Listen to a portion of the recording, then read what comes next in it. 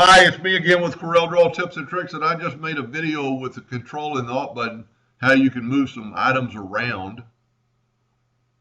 And I've also showed you in past videos how to make your toolbar with larger icons. By making them larger, some of them have gone off the page. They're still there. You can click right there, and there's the Smart Fill tool.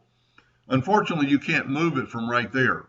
So to move it, you've got to click right in about that area and right click, go up to customize tool button size small. Now there's your Smart Fill tool.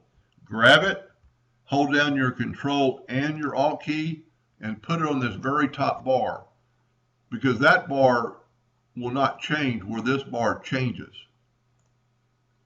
Now my Smart Fill tool is still there, but I can put my icons back bigger by making a medium. My Smart Fill tool is still there, but it's up here.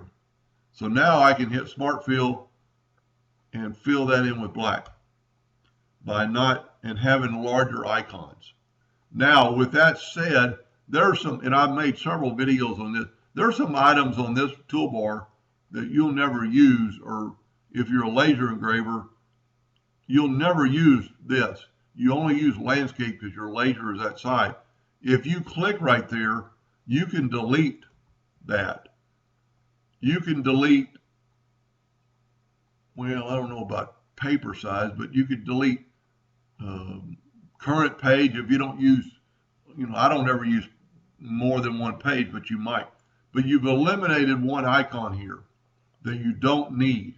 And the less amount of stuff that you're never going to use, the better. So there's the Smart Fill tool. So instead of having to go anywhere, it's right there, that quick. Anyway, I hope that helped a little bit. Thank you for watching.